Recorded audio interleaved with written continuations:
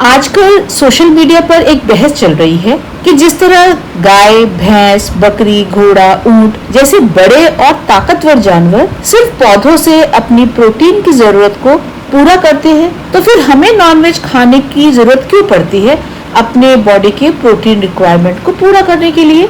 सवाल अच्छा है, लेकिन इसका जवाब साइंस के बिना अधूरा रहेगा। चलिए इसको डिटेल में समझते हैं। जानवर और इंसान का डाइजेस्टिव सिस्टम अलग होता है। गाय और घोड़े जैसे जानवर हर्बीवोरस होते हैं और इनका पाचन तंत्र हमारे जैसा नहीं होता है।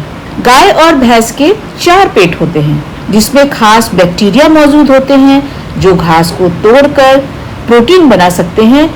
घोड़े और ऊंट का लंबा डाइजेस्टिव सिस्टम होता है जो बड़े पैमाने पर फाइबर को तोड़ सकता है। इंसानों का पाचन तंत्र ऐसा नहीं होता है, इसलिए हमें अपने आहार से सीधे प्रोटीन और अमीनो एसिड्स को लेना पड़ता है।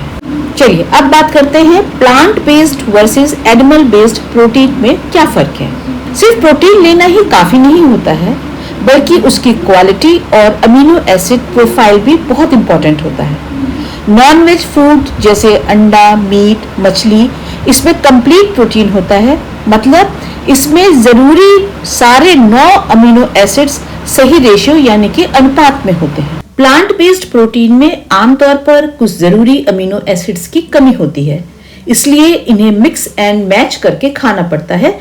जैसे दाल और चावल इसका बेस्ट एग्जाम्पल है। इसका मैंने वीडियो भी अपलोड किया है, आप उसको देख सकते हैं। कुछ जरूरी अमीनो एसिड्स और माइक्रो न्यूट्रिएंट्स दिमाग की सेहत के लिए जरूरी होते हैं, जैसे tryptophan, tyrosine, phenylalanine, choline, vitamin B12, DHA और हीम आयरन।